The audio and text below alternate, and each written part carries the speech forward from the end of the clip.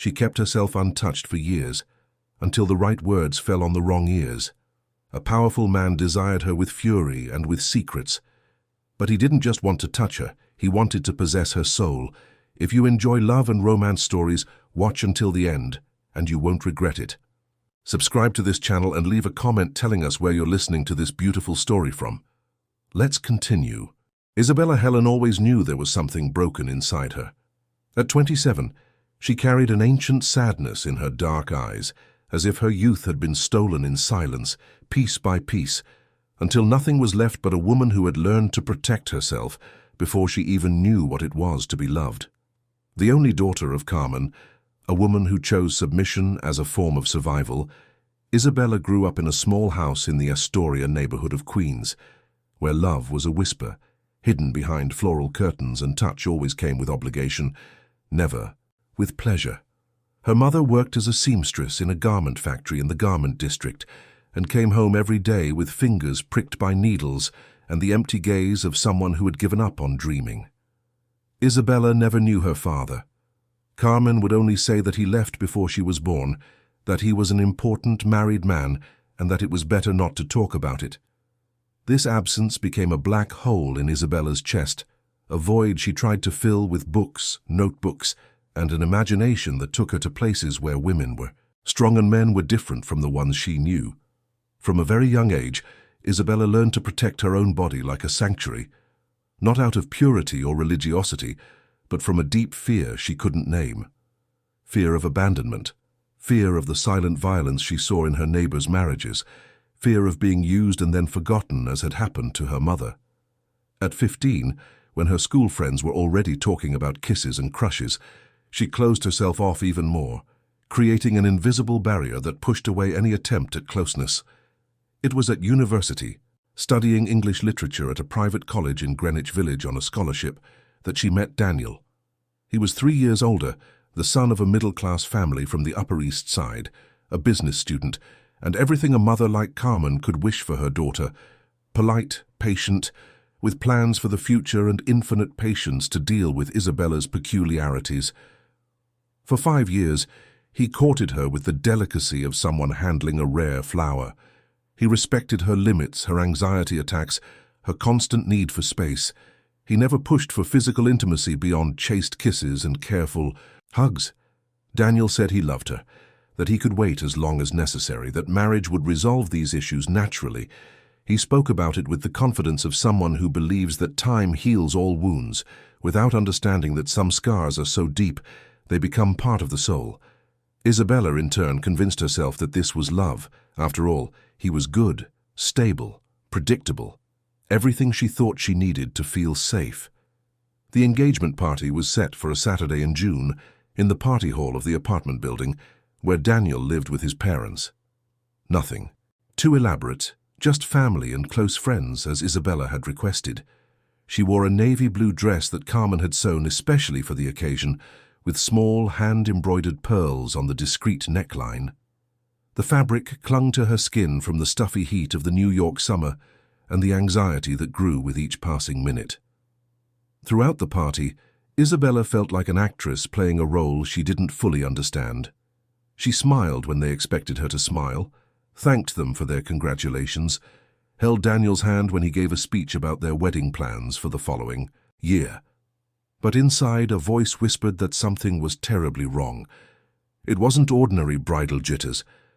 It was the growing certainty that she was about to lock herself into a life that wasn't hers. The decisive moment came when Daniel's mother, Mrs. Gloria, an elegant woman in her early 50s, pulled her aside and began talking about the honeymoon.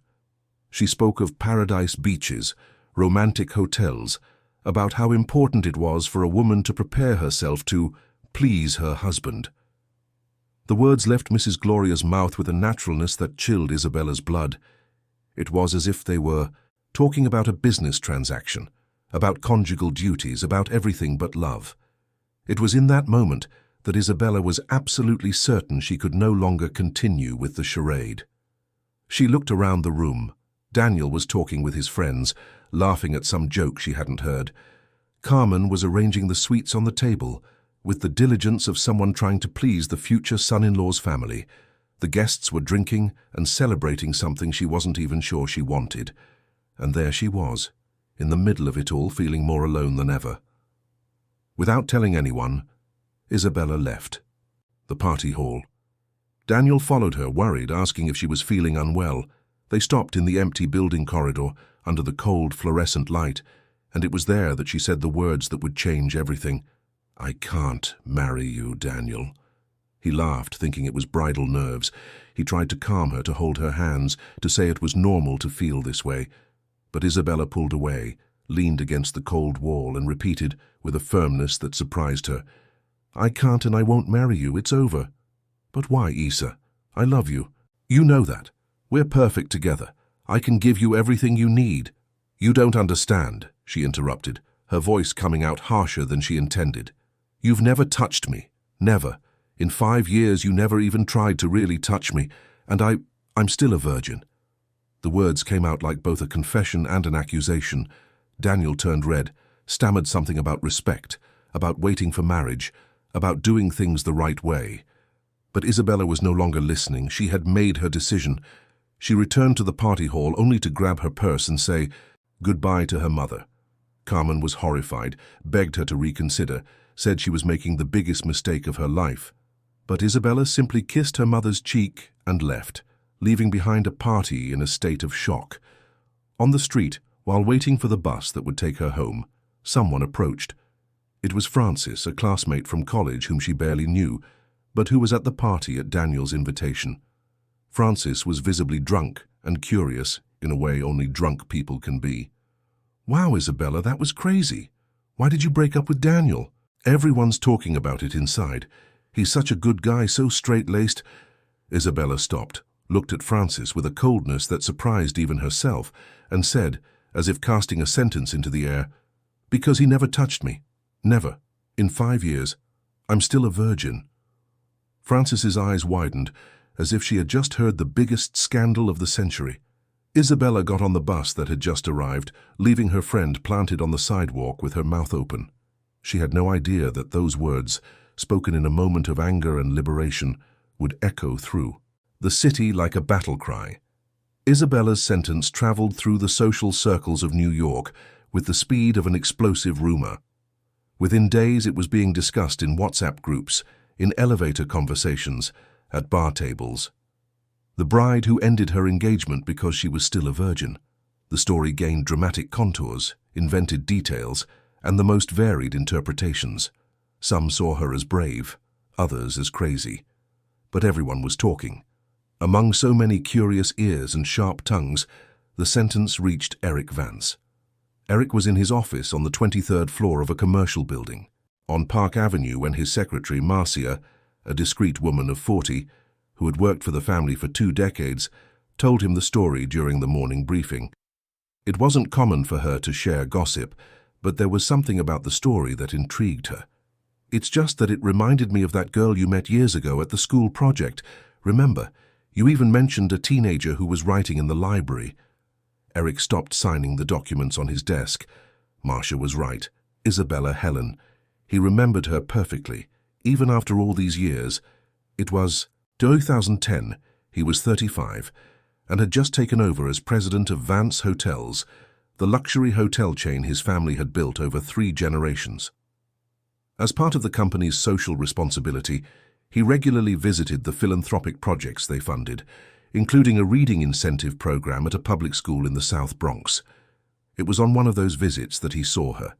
She was about 16, sitting alone in a corner of the makeshift library, writing furiously in a blue notebook. There was something unsettling about her, a silent intensity that bothered him in a way he couldn't explain. It wasn't common beauty, though she was pretty, with those dark eyes and brown hair that fell over her shoulders. It was something deeper, a resistance, a purity that had nothing to do with naivete. Eric had approached that afternoon, feigning interest in the books on a nearby shelf, just to get a better look at her. She wrote as if she were fighting against something, with a concentration so intense she didn't even notice his presence. Every now and then she would stop, bite the end of her pen, stare into space, and then go back to writing even faster. He was curious about what a teenager from the outer boroughs could be writing with such passion. When she finally looked up and saw him standing there was a moment of strange connection. She didn't seem intimidated by his presence, didn't show the nervousness that people usually felt when meeting Eric Vance in person. She just looked at him with a curiosity equal to his own, as if assessing whether he was worthwhile or not. "You're the owner of the hotels," she said. It wasn't a question. "I am," he replied, surprised by her naturalness. "It must be interesting to travel the world, to see different places." "It is. Do you like to travel?" Isabella gave a small, almost sad smile. "I've never left New York City, but I travel a lot right here," she said, tapping the blue notebook lightly.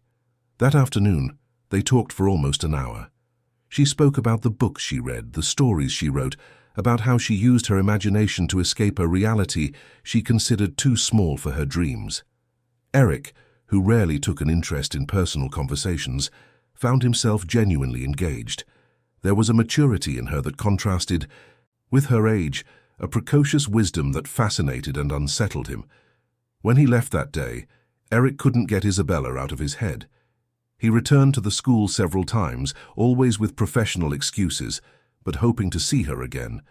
She was always there, in the same corner, writing in the blue notebook. Sometimes they would talk, other times he would just watch her from a distance. It was as if she were a mystery he needed to solve. But after she graduated from high school, he lost track of her. He tried to find out which university she had gone to, but without success. For years, the image of that determined teenager was stored in a secret drawer of his memory, reappearing at unexpected moments, like a persistent echo. And now, hearing Marcia tell the story of the bride who ended her engagement because she was still a virgin, Eric was certain it was her.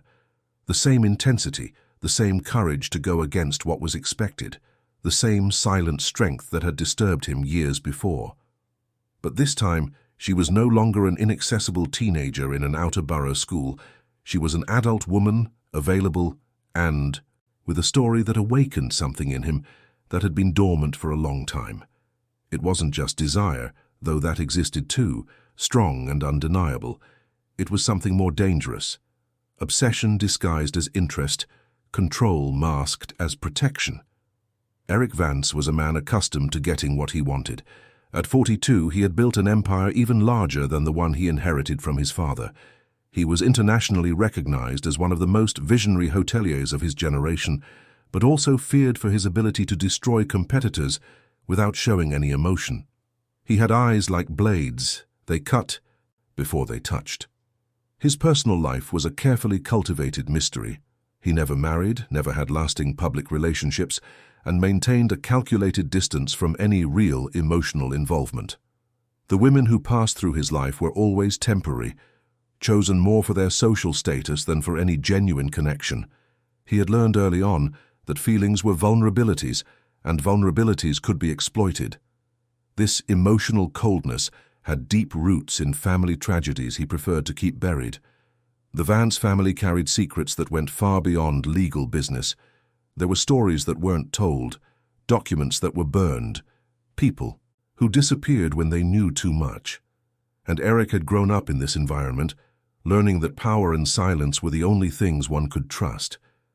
But something about Isabella's story awakened a need in him he didn't know existed.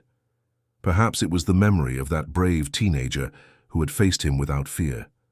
Perhaps it was the curiosity to discover what a 27-year-old woman, still a virgin, could be hiding behind that apparent fragility. Or perhaps it was simply the challenge of conquering someone who seemed unconquerable. That same week, Eric began to discreetly investigate Isabella's life. He found out where she lived, where she worked, what her habits were.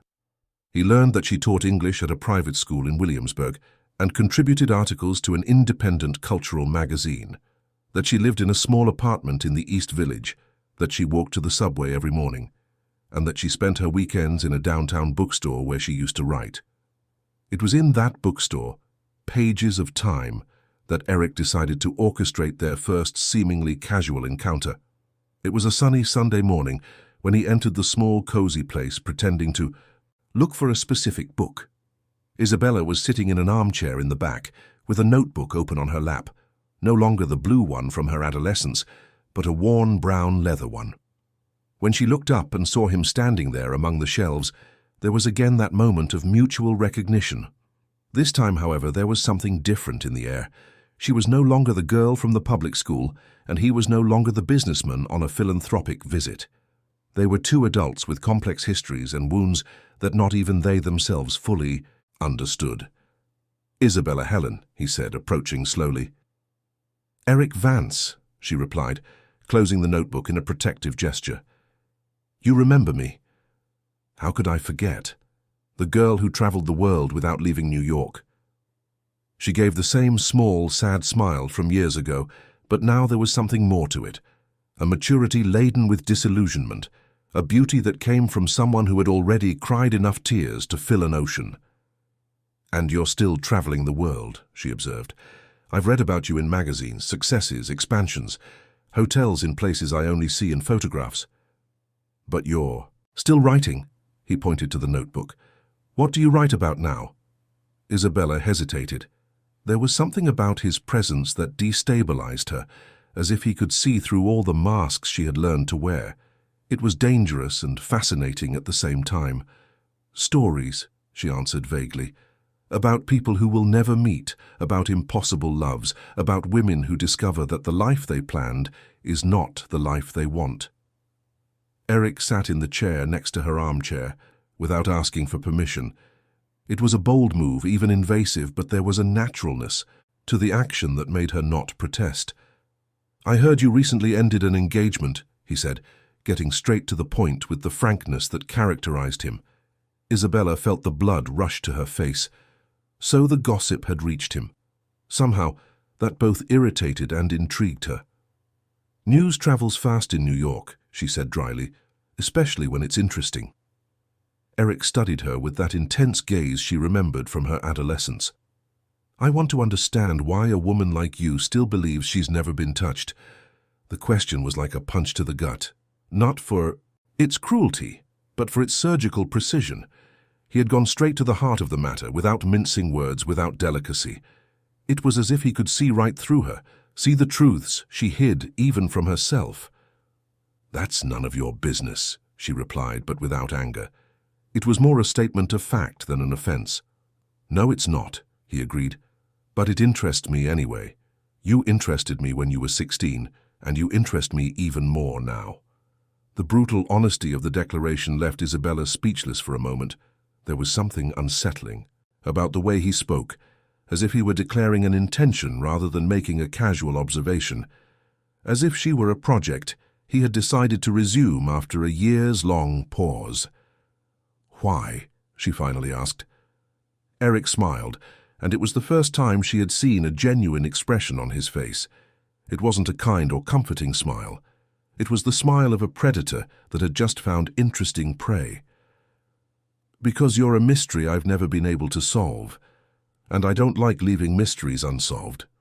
Isabella left the bookstore that morning with a strange feeling in her chest, as if she had just woken up from a dream that had lasted for years. The conversation with Eric had stirred something deep inside her, something she preferred to keep buried. For days, she tried to return to her normal routine, teaching classes, grading papers, writing her articles for the cultural magazine, but his eyes remained etched in her memory, along with that disconcerting declaration about her being a mystery he wanted to solve.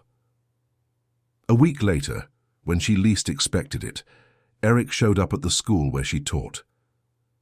It was a rainy Thursday, the end of the workday, and Isabella was putting away her materials in the teacher's lounge when the academic coordinator, Mrs. Sylvia, an energetic woman of 50, approached her with a strange expression. "Isabella, there's a man in the reception asking for you. Said he's a businessman, wants to talk about an educational project. Do you know an Eric Vance?" The name made Isabella's stomach turn. How had he found out where she worked? And what did he want here, at her school, in her safe territory?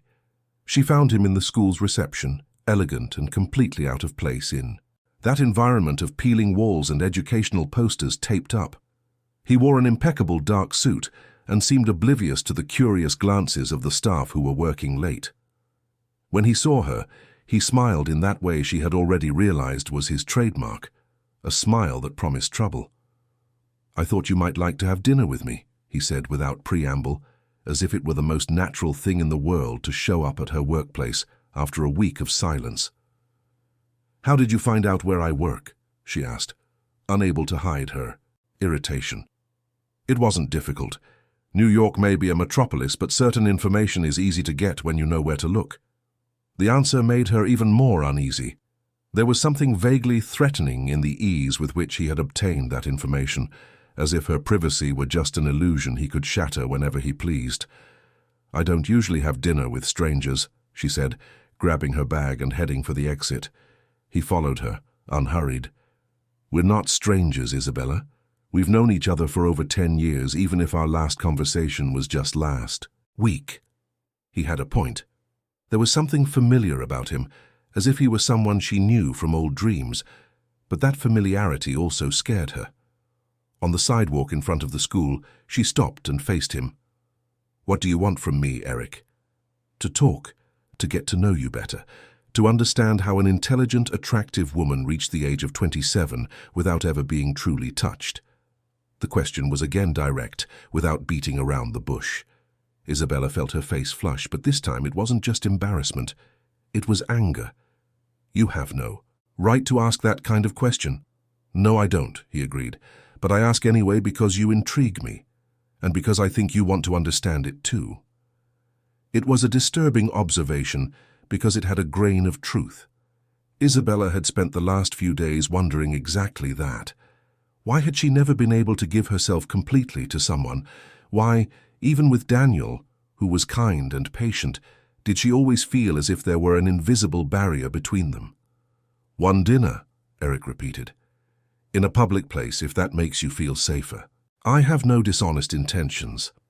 There was something in the way he said dishonest intentions that suggested the exact opposite, but Isabella found herself nodding against her conscious will. The restaurant he chose was in Soho, an elegant but discreet place frequented by executives and people who valued privacy. Isabella felt out of place in the sophisticated environment, but Eric seemed completely at ease, as if places like that were his second home. During dinner, he was an attentive host, but there was something calculated in his cordiality. He asked about her work, her literary tastes, her plans for the future, but Isabella had the feeling she was being studied, as if he were assembling a puzzle of her personality. "Why have you never married?" she asked when the conversation paused. "I've never found anyone who interested me enough," he answered with brutal honesty. "And you? Why 5 years with a man who never really tried to have you?" The question caught her off guard. Maybe because I never really tried to have him either. But why? Fear. Isabella fiddled with the napkin on the table, avoiding his penetrating gaze. "You don't know my story." "Then tell me." And surprisingly, she did. She talked about her emotionally absent mother, about the absence of her father, about growing up in a house where love was synonymous with obligation and touch was always functional, never pleasurable. She talked about how she developed a complicated relationship with her own sexuality, as if it was something dangerous that needed to be kept under control. Eric listened without interrupting, and there was something in his attention that made her want to say more, to reveal more. It was as if he were a secular confessional, a place where she could deposit all her secrets. "And the notebooks," he asked when she finished. "Do you still write stories?" Isabella's blood ran cold. How did he know about the notebooks? She had never specifically mentioned writing in notebooks. "How do you know about the notebooks?" "You've always written in notebooks. At school you had a blue one. Today in the bookstore it was brown. I imagine you have others." The observation was too precise to be casual. He had paid attention to details, stored information about her for all these years. The idea was unsettling and strangely flattering at the same time. "Yes, I write," she admitted. "Stories I'll never publish." "Why?" "Because they're too personal. And because—" She hesitated, but something in his expression encouraged her to continue. Because they're about things I've never experienced, but I imagine what they would be like. What kind of things? Isabella felt her face flush again. The notebooks held her most intimate secrets, erotic stories she wrote during sleepless nights, fantasies about brave women who surrendered completely to dangerous men, situations of passion and domination that excited and scared her in equal measure. "That's too private," she finally said. Eric nodded, but there was a glint in his eyes that suggested he wasn't going to give up on the subject easily. When dinner ended, he walked her to the taxi stand. It was there, on a sidewalk in Soho, that he made the proposal that would change everything. "I want to make a deal with you, Isabella." "What kind of deal?" 30 days of living together. You come live at my house, we share the same space, the same meals, we spend time together. No sexual obligations, no physical pressure, just intense cohabitation. The proposal was so unexpected that she laughed, thinking it was a joke, but his expression remained. "Serious? Are you serious?" "Completely. I want to understand how you work, how you think, how you react to different situations. And I think you also want to understand some things about yourself." "This is crazy." "It is," he agreed. "But you're tired of living a sensible life that doesn't satisfy you. If you weren't, you wouldn't have ended an engagement on the eve of the party." Again, he had hit the nail on the head. Isabella was tired of the predictable life, of the safe choices, of hiding behind fears she couldn't even properly name. "And what do you get out of this?" she asked. "The chance to decipher a mystery that has fascinated me for years, and maybe you'll get the chance to discover who you really are when you stop hiding." It was an insane, dangerous proposal, completely outside the norms of any normal relationship. And for that very reason, Isabella found herself seriously considering it. "No sex," she repeated, as if testing the words. "No sex," he confirmed, "unless you want it. But there will be no pressure from my side." "And what if after 30 days we decide it was a mistake? Then we each go back to our previous lives. No hard feelings, no strings attached." Isabella was silent for a long moment, analyzing the proposal from every angle. It was an opportunity to step out of her comfort zone in a radical way, to perhaps finally understand her own limitations and fears. But it was also a huge risk. Eric was not an ordinary man. There was something about him that promised complications she couldn't even imagine. "I need to think," she finally said. "Of course. But don't think too much. Sometimes the first reaction is the most honest." In the taxi back home, Isabella couldn't stop thinking about the proposal. It was madness to accept. She barely knew Eric, didn't know his true intentions, had no idea what could happen if she agreed to live in his house for a whole month. But at the same time, there was something deeply attractive about the idea of finally confronting her demons, of stopping her flight from her own desires. At home, she sat at the small kitchen table with one of her notebooks and began to write.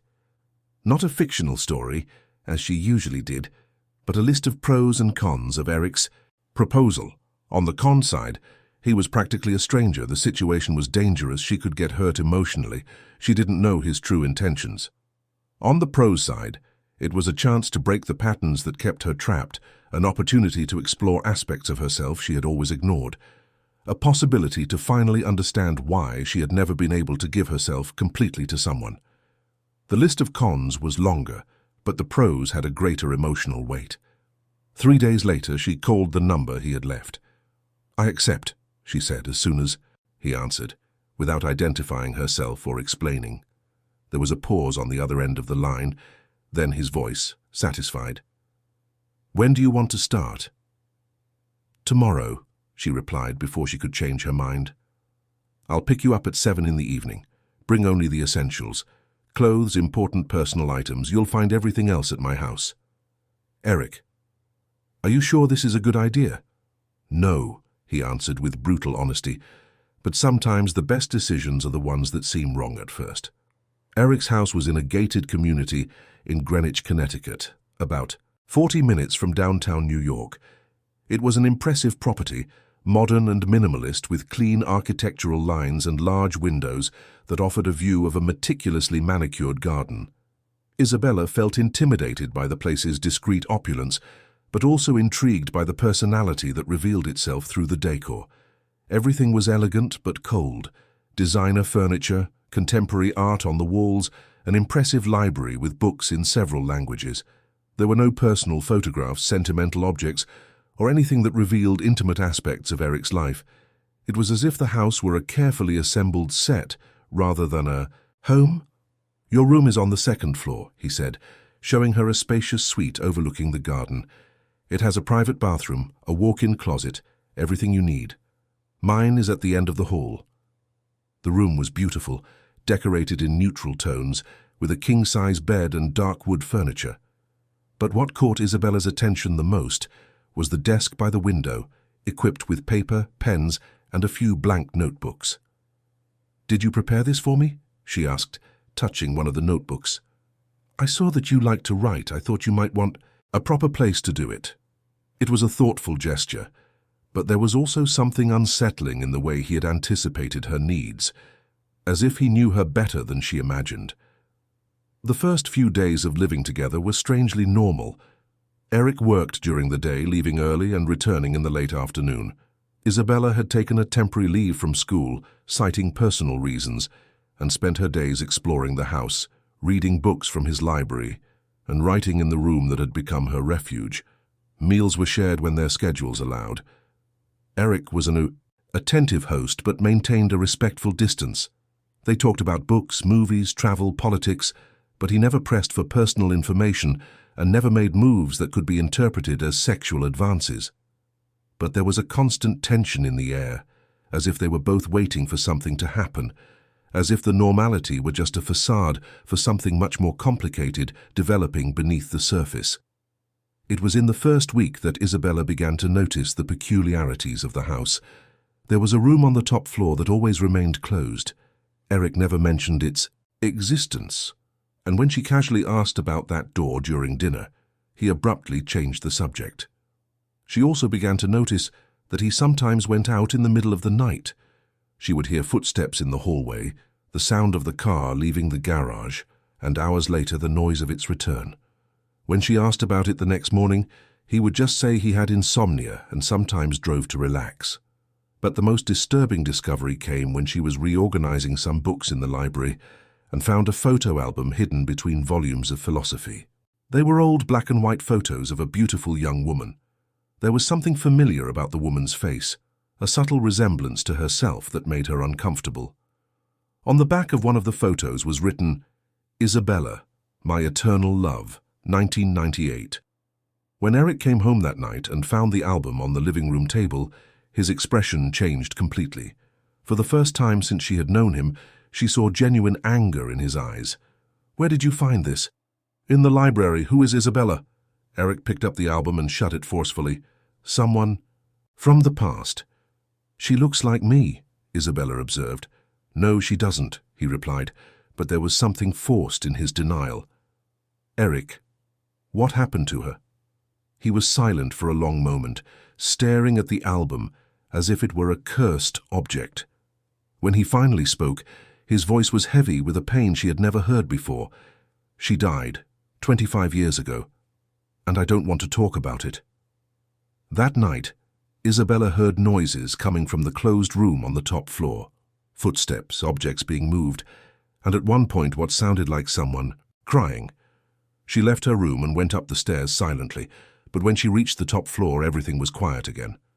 The next morning, Eric was different, more distant, more controlled, as if he had rebuilt his defenses during the night. But Isabella had seen the crack in his mask, had witnessed a moment of genuine vulnerability, and that changed something in the dynamic between them. She began to watch him more closely, to look for signs of who he really was behind the impeccable facade. And the more she watched, the more she realized that Eric Vance was a man haunted by ghosts he refused to face, and she was beginning to suspect that her presence in that house had much more to do with those ghosts than with any genuine interest in her as a person.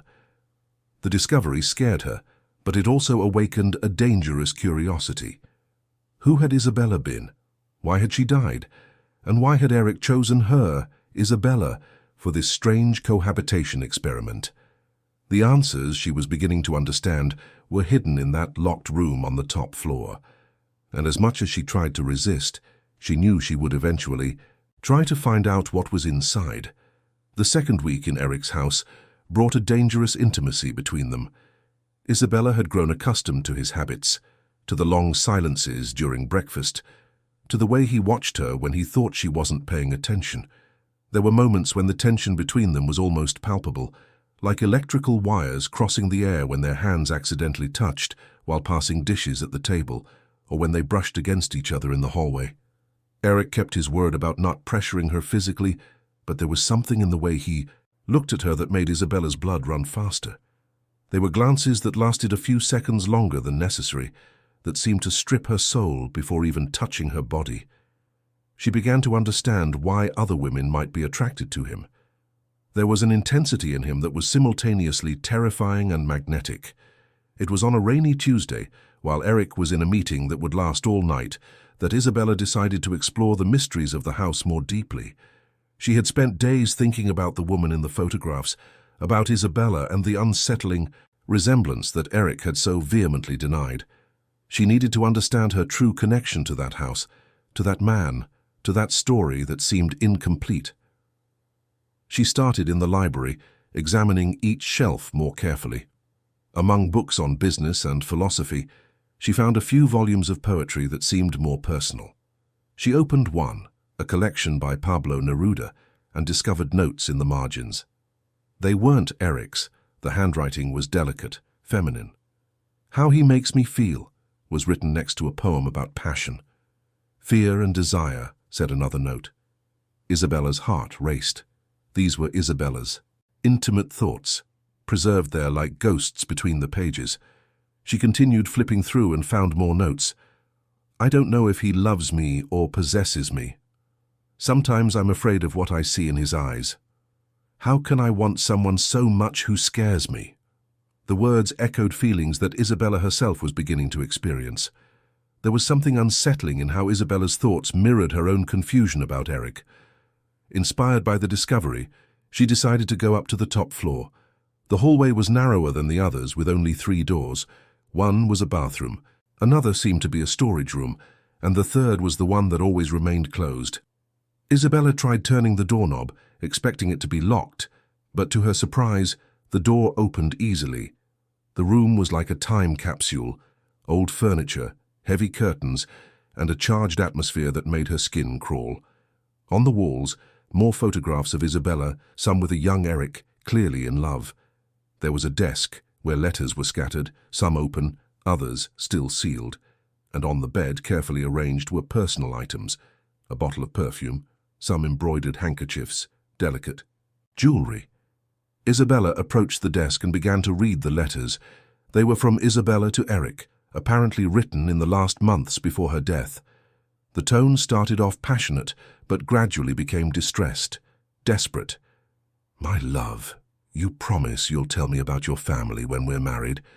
There are things you hide and it makes me uneasy. Eric, I found some documents in your father's office. Why does Raphael's name appear on contracts that should be archived? You said he was dead. I'm scared. I've discovered things about your family's business that make me question if I really know you. I need you to be honest with me or we can't move forward." The last letter, dated 3 days before Isabella's death, was the most disturbing. "I can't pretend I don't know what's happening anymore. Raphael is alive, isn't he? And involved in horrible things. You always knew, and you lied to me this whole time. How can I trust someone who can lie while looking me in the eyes? How can I marry someone whose family is involved in—" The letter stopped abruptly, as if it had been interrupted. Isabella felt a chill run down her spine. Who was Raphael? What had happened to him? And what kind of dark business was the Vance family involved in? That's when she heard footsteps on the stairs. Eric had come back early from his meeting. Isabella's heart pounded, and she tried to quickly reorganize the letters, but it was too late. He appeared at the bedroom door, and the expression on his face was one of cold fury that made her instinctively step back. "I said this room was private," he said in a low, controlled voice. more threatening than if he had been shouting. The door was open. I didn't know. You didn't know what? That you shouldn't be snooping in my private life? That some things are none of your business? Eric entered the room and closed the door behind him. Isabella found herself trapped between him and the desk, with no way to escape. For the first time since she had been there, she felt genuine fear of him. Who is Raphael, Eric? The question made his face harden even more. That doesn't matter. Isabella thought it mattered. She discovered something about your family that scared her so much that... That what? He interrupted, moving closer. That she couldn't marry you. Something made her call off the wedding, didn't it? And then she died. Isabella killed herself because she couldn't handle the pressure of marrying into a family like mine, Eric said, each word a blade. She was too fragile for my world. Or maybe she discovered that your world was darker than she imagined. The silence that followed was heavy, laden with threat. Eric studied her for a long moment, as if recalculating all his perceptions of her. You're braver than she was, he finally said, or more reckless. Maybe both. He smiled, but there was no humor in the expression. Do you know the difference between you and Isabella, Isabella? She loved me. You don't even know what you feel for me. The observation was like a punch to the gut because it had a cruel grain of truth. Isabella really didn't know what she felt for Eric. Was it attraction, curiosity, fascination with danger, or something deeper and more complicated? And you? She asked, finding courage from a place she didn't know she had. Do you know what you feel for me? Or am I just a substitute for her? The "do" question caught him off guard. For a moment the mask of control slipped, and she saw something like vulnerability in his eyes. You're no one's substitute, he said, his voice softer. You are. What? He moved even closer, so close she could feel the heat of his body, the scent of his cologne mixed with something more primal. You're an obsession I should have left in the past. But you didn't. No. And now you're here, discovering things you shouldn't discover, asking questions you shouldn't ask. And what are you going to do about it? Eric raised his hand and touched her face, a gentle touch that contrasted with the tension of the moment. I haven't decided yet. It was a veiled threat, but there was something more in the way he touched her. Desire, internal conflict, as if he were fighting against himself. Isabella should have been afraid, should have pulled away, should have demanded he take her back home immediately. Instead, she leaned into his touch, allowing him to caress her face with an intimacy they had not shared until then. You scare me, she admitted in a low voice. I should, he replied. I scared Isabella too. And look how that turned out. I'm not Isabella. No, you're not. You're stronger, but also more stubborn, and that can be even more dangerous. He pulled away abruptly, as if realizing he was revealing too much of himself. Get out of this room, Isabella, and never come back here. And what if I don't want to leave? The question surprised them both equally. There was a provocation in it she hadn't planned, a boldness that came from a part of her that was tired of always making the safe choices. Eric studied her with a new intensity, as if seeing a facet of her he hadn't noticed before. Then maybe you're more like me than I thought. Would that be a good thing or a bad thing? I don't know yet. That night, after the confrontation in Isabella's room, the dynamic between them changed completely. There was a new tension in the air, as if some invisible barrier had been broken. During dinner, Eric was more direct in his questions, more invasive in his observations. Tell me about your notebooks, he said without preamble as he cut the fish on his plate. What do you want to know? What you really write about? Don't tell me it's just innocent romantic stories. Isabella felt her face flush. Her notebooks held fantasies she had never admitted even to herself, erotic stories about domination and submission, about women who surrendered completely to dangerous men. They were projections of desires she didn't know how to process in real life. They're personal stories, she said evasively. What kind of personal stories does a virgin write? The question was too direct, too invasive, and Isabella stood up from the table abruptly. That's none of your business. No, it's not, he agreed, but continued speaking. "But I bet there's stories about things you want to experience but are afraid to try." She stopped at the dining room door without turning to look at him. "Why would that be important to you?" "Because I want to understand what goes on in your head when you look at me the way you've been looking at me lately." The observation made her turn. "And how have I been looking at you?" Eric stood up and walked over to her, stopping just inches away. "Like you want me to break your resistance. Like you're testing how far you can provoke me before I lose control." The accusation had a grain of truth that scared her. Isabella had indeed been testing his limits, provoking reactions, as if she wanted to find out what would happen if he set aside his respectful cordiality. "And what if it were true?" she asked, surprising herself with her boldness. "What would you do?" Eric smiled, in that way she had already learned to recognize as dangerous. "I'd show you why Isabella was afraid." "Maybe I'm not afraid." "Everyone is afraid of something, Isabella. The question is finding out what exactly you're afraid of." "And you? What are you afraid of?" The question caught him off guard again. He studied her for a long moment before answering. "Of repeating the same mistakes. Of hurting someone who doesn't deserve to be hurt. Of discovering that I'm more like my family than I'd like to admit." It was the most honest confession he had made since she arrived, and it revealed a vulnerability that made him more human and, paradoxically, more attractive. "Your family," she began, but he shook his head. "Not today, but maybe if you stay long enough I'll tell you about them. About Raphael, about the business, about why Isabella really killed herself. And how long would be long enough? I don't know. Maybe more than 30 days. Maybe a lifetime." The implication in his words made Isabella's heart race. There was a promise there, but also a threat, as if he were offering something that could be wonderful or devastating, depending on how far she was willing to go. That night, Isabella lay in bed, unable to sleep. The day's revelations had left her restless, confused, but also strangely excited. She had discovered a side of Eric that was more human and more dangerous at the same time. And she had discovered a side of herself that was willing to take risks the old Isabella would never have considered. Around 3 in the morning, she heard footsteps in the hallway. Eric was restless again, pacing the house. This time, instead of pretending to be asleep, she got up and left her room. She found him in the library, standing before one of the bookshelves, still dressed in his dinner clothes. "Can't sleep?" she asked softly. He turned, showing no surprise at seeing her there. "I rarely can, and you?" "I'm thinking too much." "About what?" Isabella approached, stopping beside him in front of the bookshelf.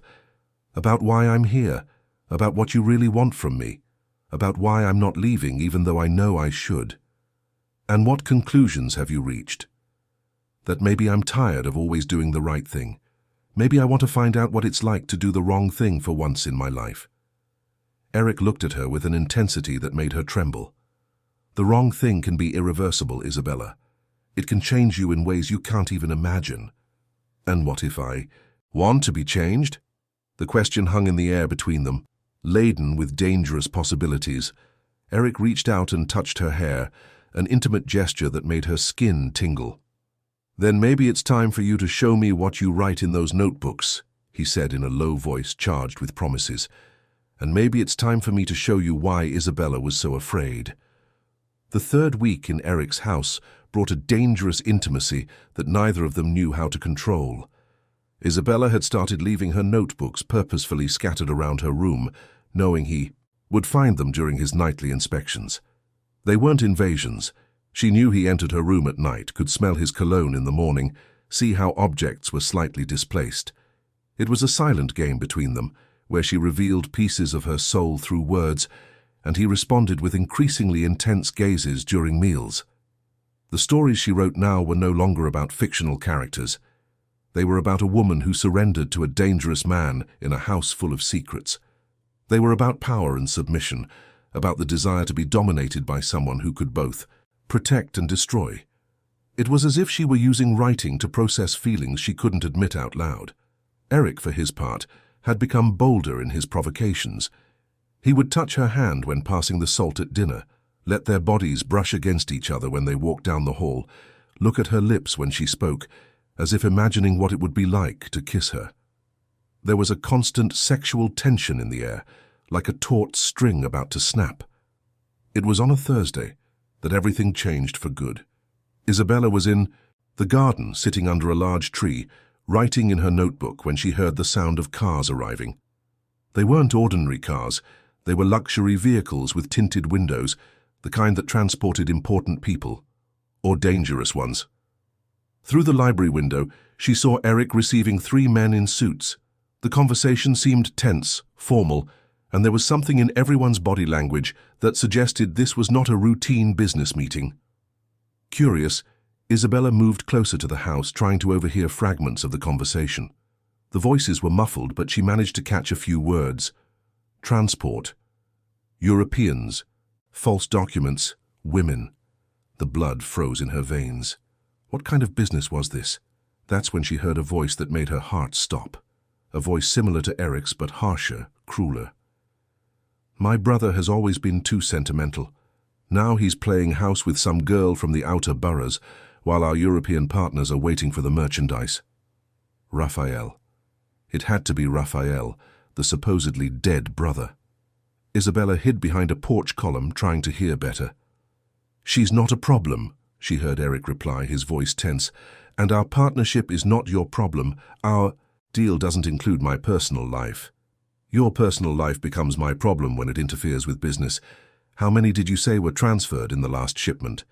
15, all with clean documentation, all volunteers, Eric replied. And there was a bitterness in the word volunteers that made Isabella feel nauseous. "And the next shipment?" 20, maybe 25, depending on what we can recruit in the coming weeks. Isabella had to lean against the column to keep from falling. They were talking about human trafficking, women being transferred, recruited. The Vance family wasn't just involved in dark dealings. They were at the center of a human trafficking ring that used luxury hotels as a front. Suddenly, she understood why Isabella had been so frightened, why she had called off the wedding, why she had preferred death to being associated with that family. "And the girl who's here?" Raphael's voice asked. "Does she know anything?" "She knows nothing," Eric lied. "And she won't." "Are you sure? Because if she becomes a problem, I can solve it easily. Some of our European clients prefer brunettes, very young." "No," Eric interrupted, his voice a snarl. "She is not merchandise. She's mine." "Yours?" Raphael laughed, a cruel sound. "Since when do you get attached to any woman to the point of putting the business at risk?" "Since she became important to me in a way you wouldn't understand." "Careful, brother. You're starting to sound like our father when he fell for that seamstress from the garment district, and look how that turned out." Isabella felt the world spin around her. Seamstress from the garment district. Like her mother. Eric's father had an affair with a seamstress who worked in the garment district. "That was different," Eric said, but there was uncertainty in his voice. "Was it? Or are you just repeating the same patterns? First our father gets obsessed with a married woman from the outer boroughs, then you fixate on a teenager, and now a woman with the same background." "Stop it," Eric interrupted firmly. "Have you checked her genealogy? Because if she's the old man's daughter, she's not."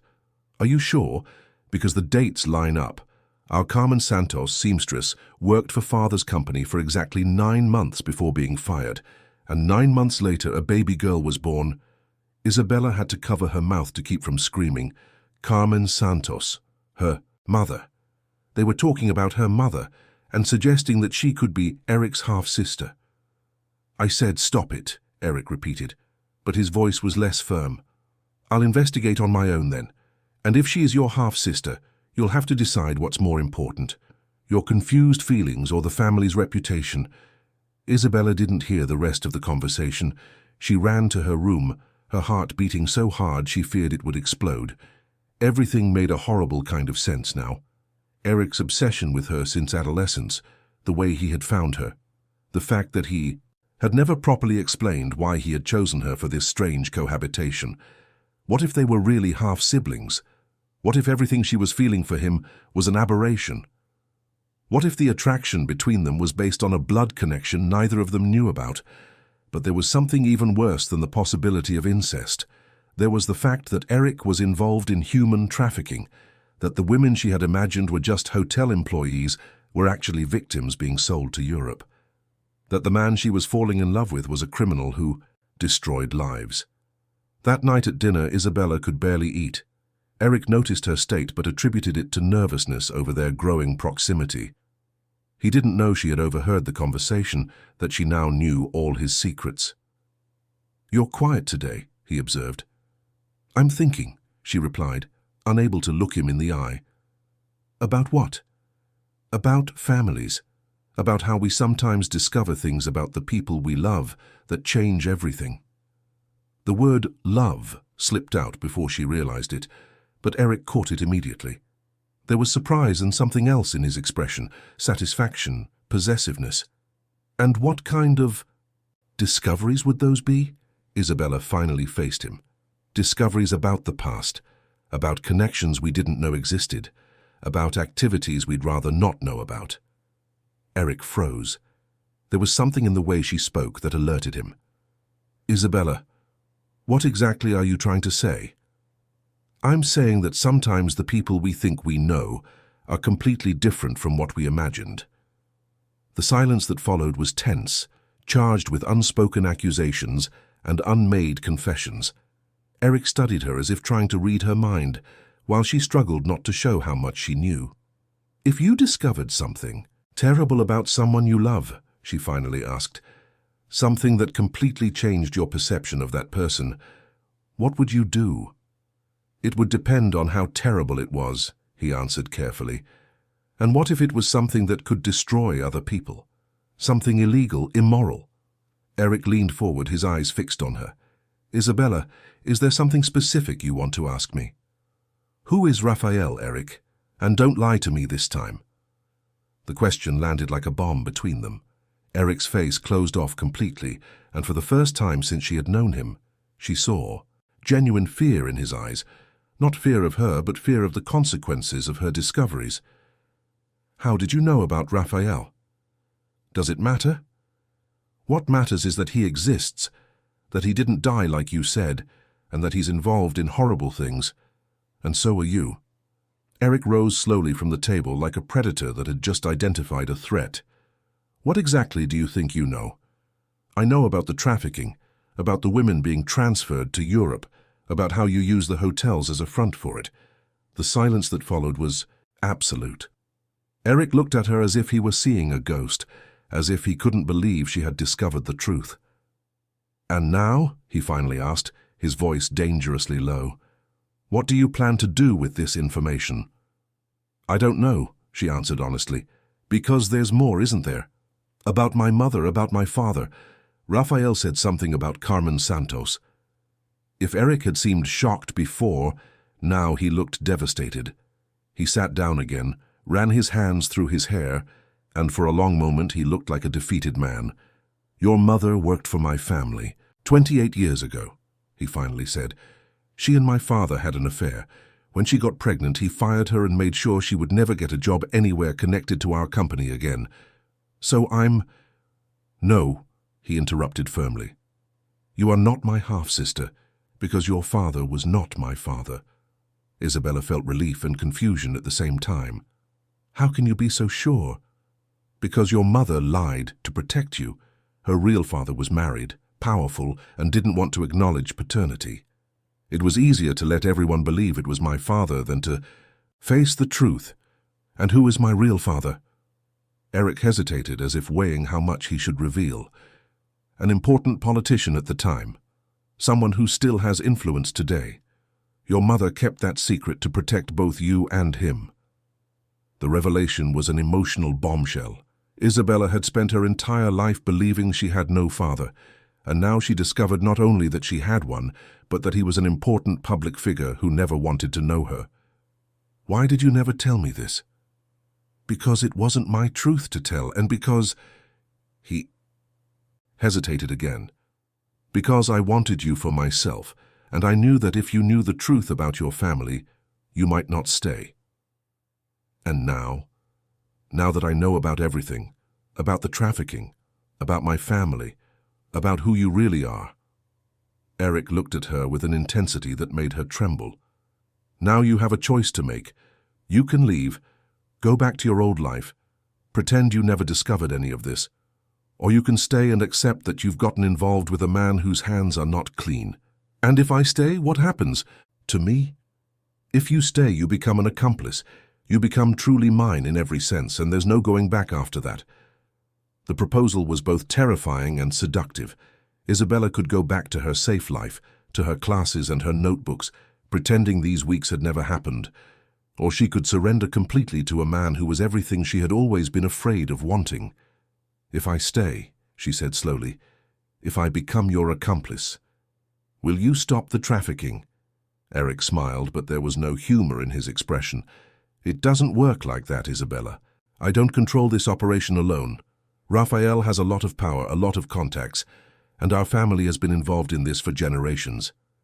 So you're asking me to accept being an accomplice to crimes that will continue to happen? I'm asking you to accept that the world isn't black and white, that the people we love sometimes do terrible things, and that sometimes love is stronger than morality.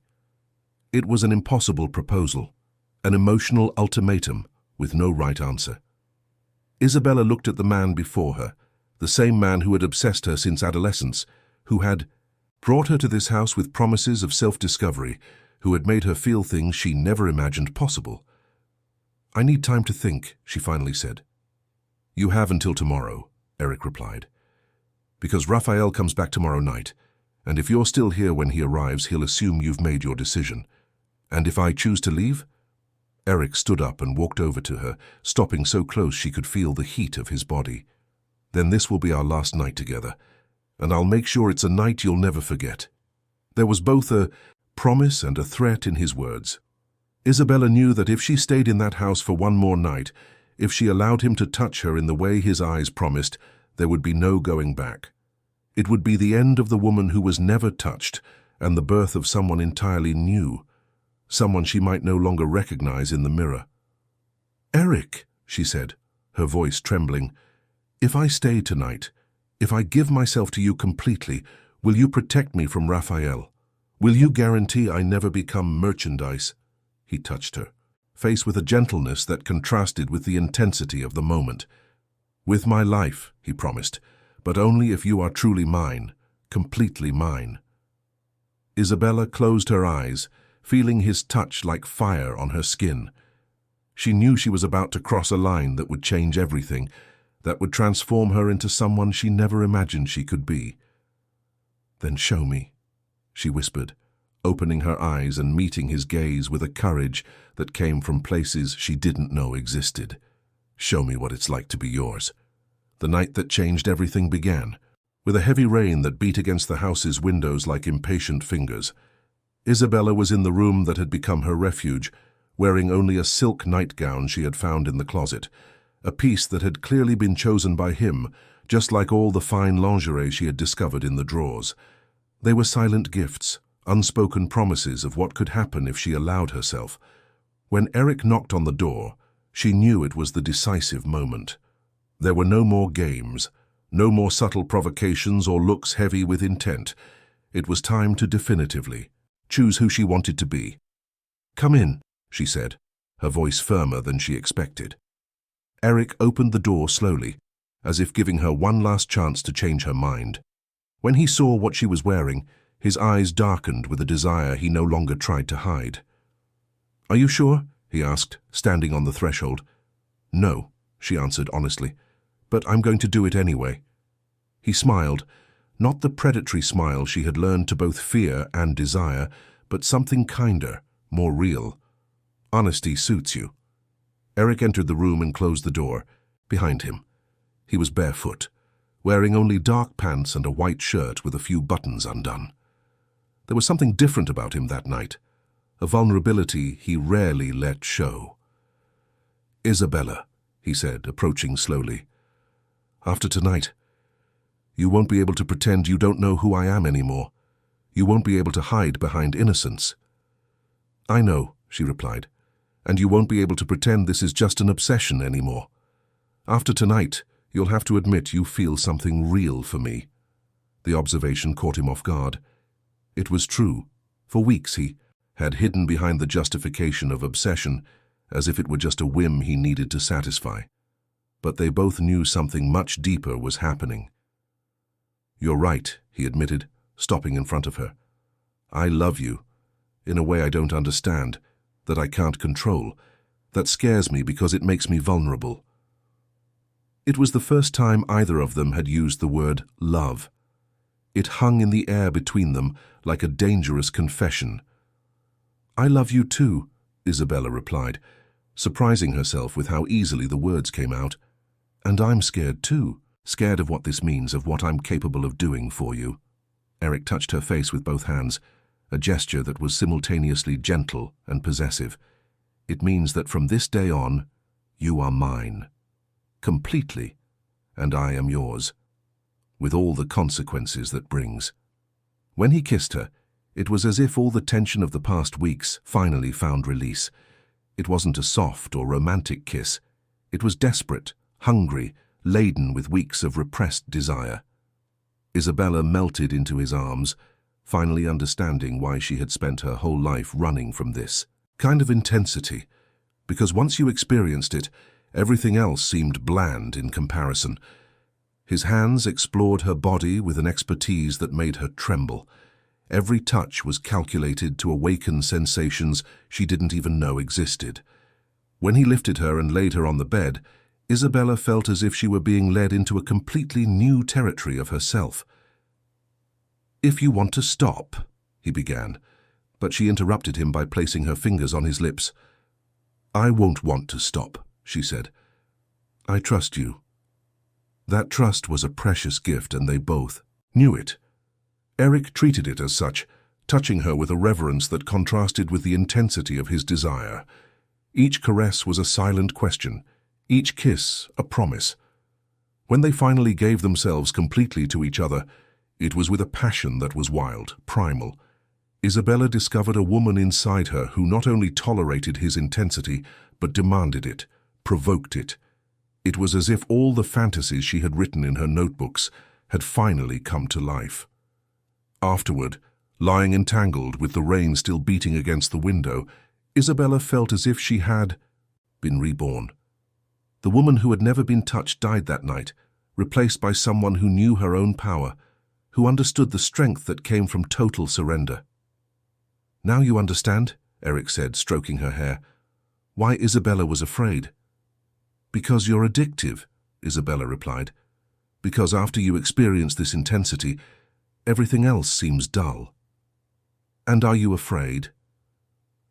"I'm terrified," she admitted. "But I don't want to go back." That's when they heard the sound of cars arriving, several cars more than expected. Eric got up immediately, his expression shifting to something she had never seen, genuine fear. "Raphael wasn't supposed to be here until tomorrow," he muttered, dressing quickly. "What does that mean?" "It means something went wrong, or that he found out you know about the business." Isabella's blood ran cold. "How could he have found out?" "I don't know, but—" Eric paused as if realizing something terrible. Unless someone told him, unless our conversation yesterday was overheard. They looked at each other with growing horror. If Raphael knew that Isabella was aware of the human trafficking, she had become a threat that needed to be eliminated. And if he had found out about the night they had just shared— "Get dressed," Eric ordered, his voice harsh. "Quickly, and stay behind me no matter what happens." Isabella dressed with trembling hands, her heart beating so hard she feared it could be heard. Through the window, she saw not only the luxury cars she expected, but also a dark, unmarked van of the kind used for illegal transport. Eric took a gun from a safe hidden behind a painting. Seeing him armed made everything more real, more dangerous. This was no longer a dangerous romantic game, it was a life-or-death situation. They went downstairs in silence. The front door was open, and voices came from the living room. Voices in English and others in languages Isabella couldn't identify. "Eric, my brother." Raphael's voice echoed through the house, laden with a false joviality that was more threatening than any shout. "Come greet our European partners. They're eager to meet your new acquisition. Isabella felt nauseous. New acquisition. They were talking about her as if she were merchandise. Eric held her arm, whispering in her ear. No matter what he says, you stay behind me. If I tell you to run, you run and don't look back. They entered the living room and Isabella saw Raphael for the first time. The resemblance to Eric was unsettling. The same angular face, the same height, the same dark eyes.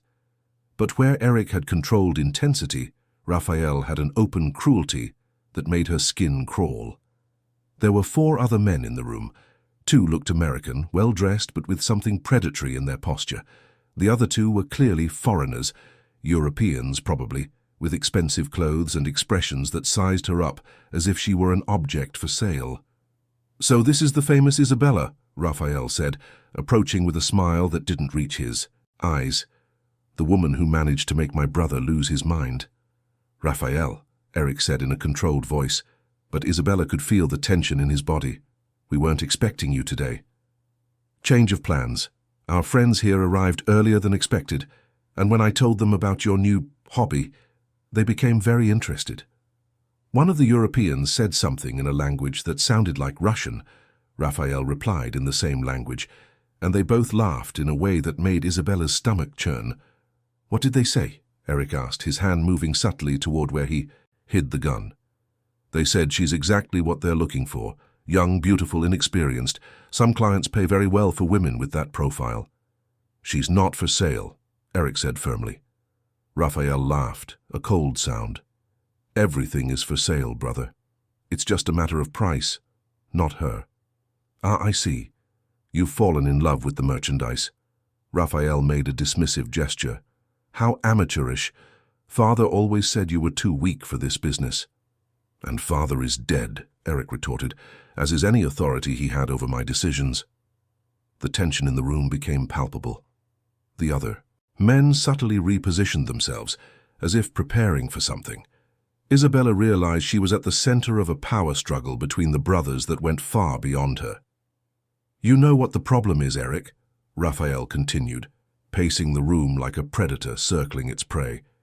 "You think with your heart, just like you did with Isabella. Leave Isabella out of this. Why? She couldn't handle the truth about our family and killed herself. Now you've brought another woman into the same situation. How long until she meets the same fate? That's not going to happen." "No?" Raphael smiled cruelly. "Because this time you plan to protect her, like you protected Isabella?"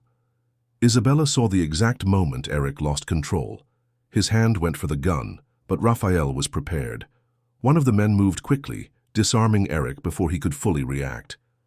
"Too predictable," Raphael said, shaking his head in disappointment. "You've always been too emotional." It was then that Isabella noticed something none of the men had.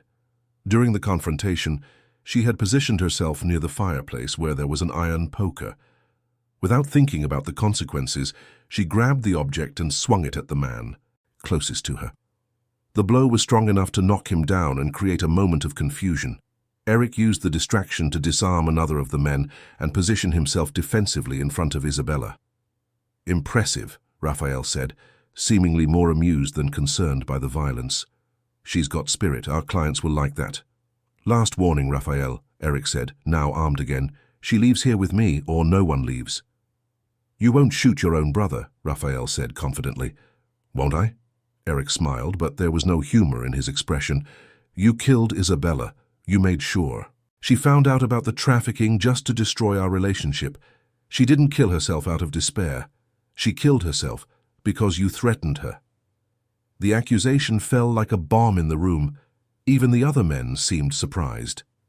"Prove it," Raphael challenged. "I don't need to prove it. I just need to make sure you never do this to anyone else again." What happened next was swift and brutal. Eric fired, not to kill, but to incapacitate. Raphael fell, clutching his bleeding leg, while the other men scattered in panic. "Get your documents," Eric shouted to Isabella while keeping the gun aimed. "Everything important you have. We have 5 minutes before reinforcements arrive." Isabella ran to her room, her heart pounding erratically. She grabbed her notebooks, a few personal belongings, her documents. When she came down, Eric was pouring gasoline around the living room. "What are you doing?" "Destroying evidence, and making sure Raphael can't use this house for anything else." They ran out as the house began to catch fire behind them. Eric's car took them far from Greenwich toward upstate New York. During the entire drive, neither of them spoke. Isabella was still processing everything that had happened, how her life had completely changed in a matter of hours. They finally stopped on a secondary road near a small town in the countryside. Eric was injured. During the fight, he had gotten a deep cut on his arm. Isabella helped clean the wound at an abandoned gas station, using the nightgown she had taken from under her dress.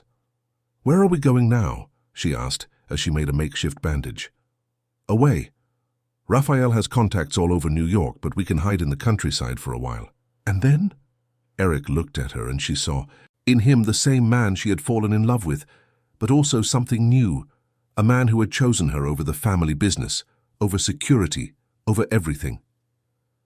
"Then we rebuild, far from all this, far from the family, far from the business, just the two of us." "And can you live like that, without the power, without the wealth? Can you live knowing I'm a criminal who has destroyed lives?" It was a fair question. Isabella thought about everything she had discovered, about the women who had been sold, about the darkness of the Vance family. She also thought about the man who had chosen to protect her, even knowing it would mean losing everything. "I can live knowing you chose to stop," she finally said. "I can live knowing you chose me over all of that." Eric kissed her right there on the edge of the dark road, with the smell of gasoline and blood in the air. It was a kiss that sealed a pact, that marked the beginning of a completely new life for them both. "Then let's live," he said against her lips. "Far from everything, far from everyone. Just us, our truth, and the chance to start over."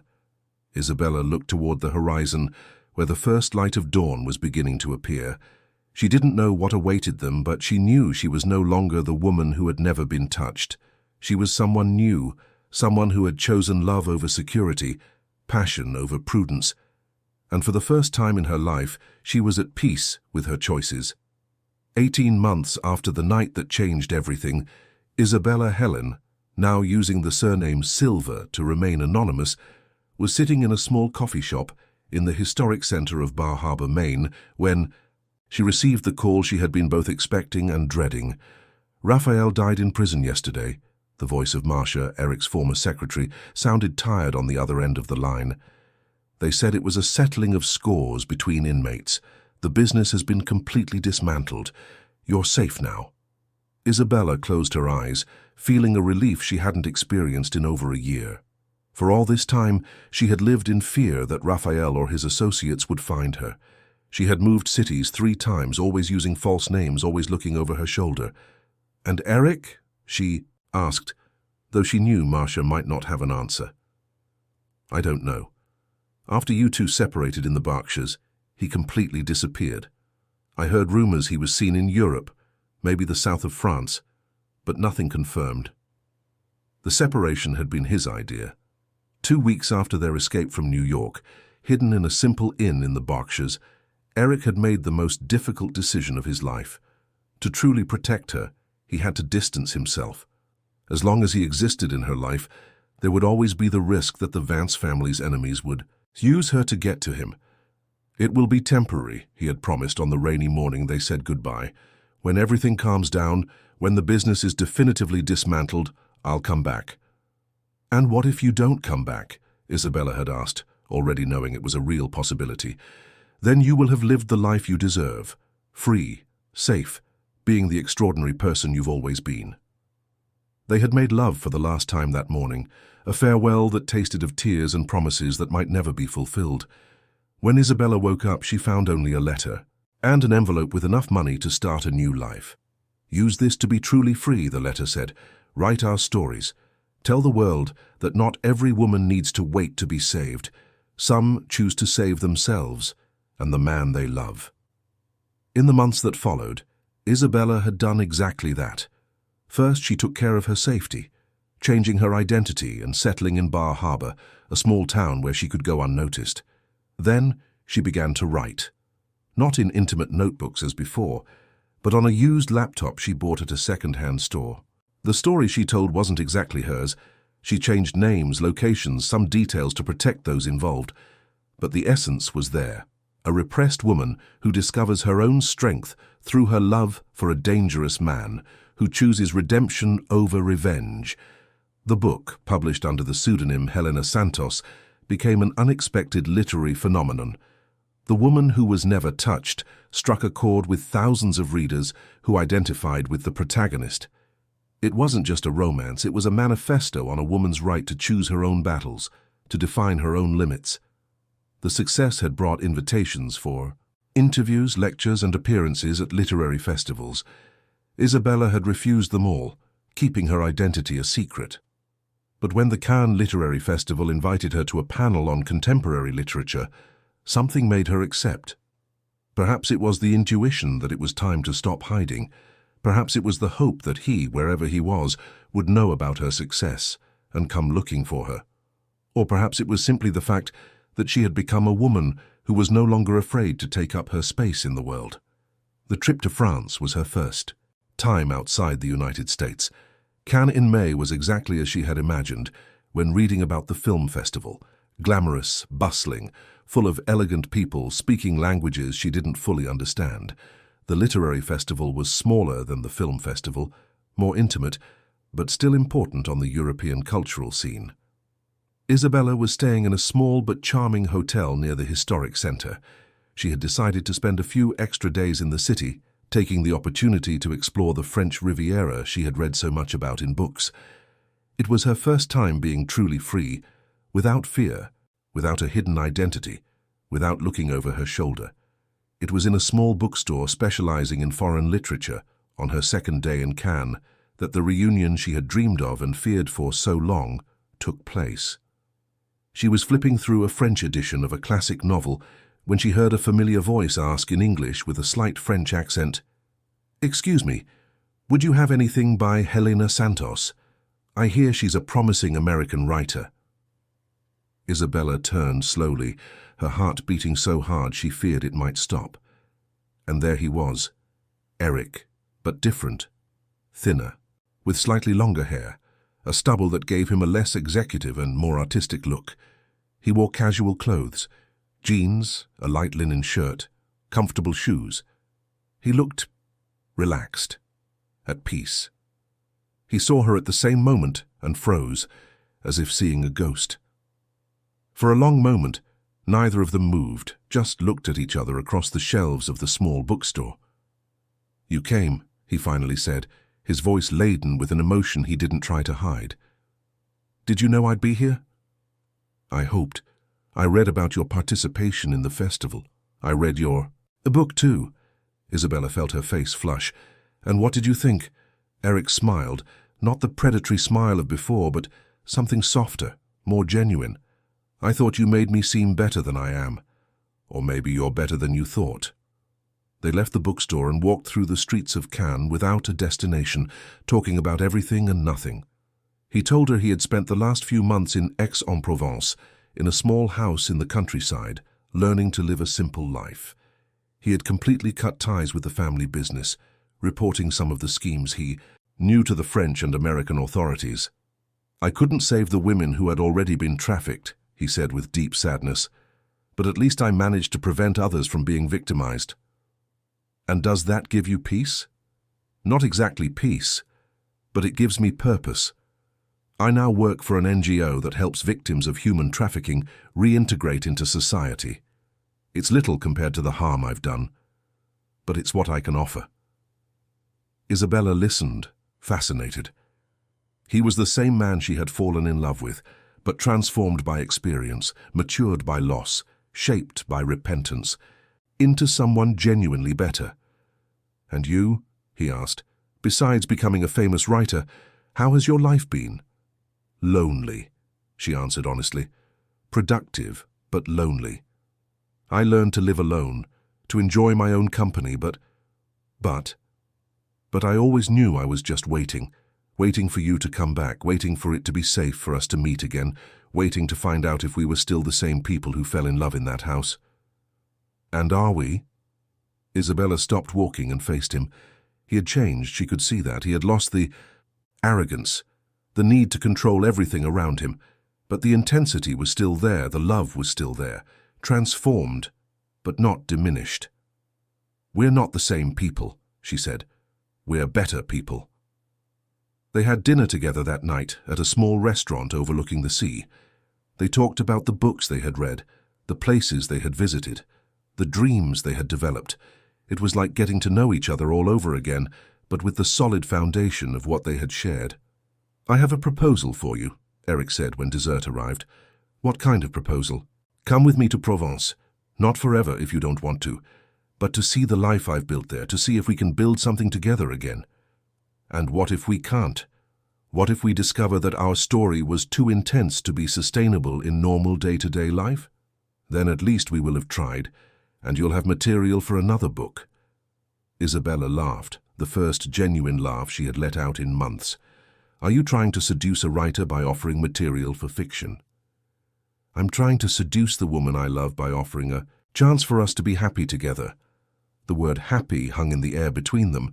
It was something neither of them had ever really considered possible during the entire time they had known each other. Happiness seemed an inappropriate luxury for people who had lived with so much intensity, so much drama.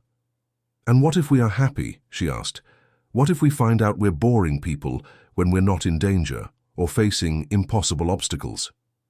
Then we'll be boring together, and I can't think of anything better."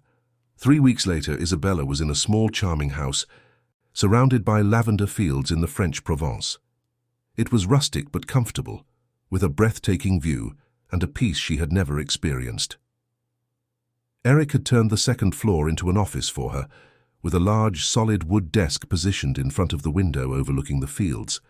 "So you can write surrounded by beauty," he explained on the first day, shy as a teenager presenting a gift. The life they built together was surprisingly normal. Eric worked part-time for the NGO in Marseille, coming home in the late afternoon.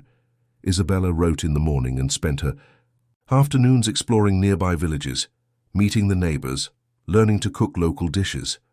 They bought ingredients at the market on Saturdays, hosted the friends Eric had made in the region, and tended to a small garden where they grew herbs and vegetables. It was exactly the kind of domestic life Isabella had always thought would bore her. Instead, she discovered a deep satisfaction in the shared routine, in the intimacy built on small daily gestures, waking up next to him every morning, cooking together, reading on the terrace while he tended the garden. These were moments of a simple happiness she didn't know existed. "You look more beautiful," he commented one evening as they had dinner on the terrace with candles lit and the scent of lavender in the air. "It's the life of a reclusive writer," she joked. "No big city stress." "No, it's not that. You're at peace, relaxed, as if you're finally where you belong." It was true. For the first time in her life, Isabella felt she was exactly where she was supposed to be, with the person she was supposed to be with.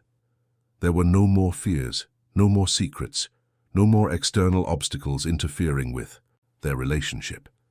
"Do you have any regrets?" she asked, taking his hand across the table. "About giving everything up, about coming here?" "What did I give up?" he replied. "Money that was built on the suffering of others, power that corrupted me every day, a family that shamed me. No, Isabella, I didn't give up anything, I gained everything. And if we could go back in time, if you knew from the beginning how it would all end, would you still have sought me out in that bookstore?" Eric brought her hand to his lips and gently kissed her fingers. "1,000 times. In every possible life, in every parallel universe, I would always look for you, because you weren't just the woman I fell in love with. You were the woman who saved me from myself." "And you," she replied, getting up and sitting on his lap, "were the man who taught me that being touched isn't about having sex. It's about letting someone reach your soul." They kissed under the starry Provence sky, on the terrace of the house they had turned into a home. It was a kiss different from any they had shared.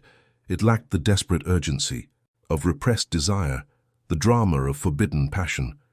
It was the kiss of two people who had found their place in the world, in each other. "Do you know what I'm going to write in my next book?" Isabella asked when they parted. What? The story of a dangerous man who became kind and a repressed woman who became free, and how they discovered that the real revolution isn't changing the world, it's allowing the world to change them for the better. And what will the ending be? Isabella smiled, looking at the man who had been her obsession, her fear, her passion, and finally her peace. The ending will be that they discovered that after all the intensity, all the madness, all the drama, the most radical thing two people can do is simply be happy together. That sounds like a perfect ending. It is, she agreed, kissing him again, because it's ours. In the year that followed, Isabella published The Man Who Learned to Love, which became another international success. This time, she gave a few carefully selected interviews, always by video from the library of their home in Provence, speaking about redemption, second chances, and the transformative power of true love. She never revealed her real identity or spoke about the personal experiences that inspired her books. But for those who paid attention, it was possible to see in her answers the wisdom of someone who had lived intensely and found, on the other side of the storm, a simple and solid happiness. Eric sometimes appeared at the edges of the videos, watering plants or passing by with books in his hands, always out of focus, always discreet. Fans speculated about who the mysterious man sharing the reclusive writer's life might be, but she never confirmed or denied anything. Some mysteries, she would say when asked, are more beautiful when they remain mysteries. And so the woman who had never been touched and the man who had touched many lives in the wrong way found their own way of touching the world, through stories that taught that redemption is possible, that love can transform, and that sometimes the best endings are the ones that come after we learn to stop fighting against happiness.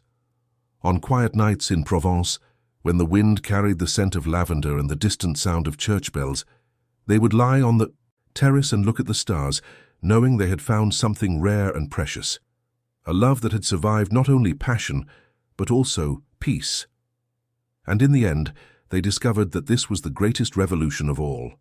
Two complicated people who learned to be simple together, two wounded souls who healed each other, two dark stories that chose to write a luminous ending.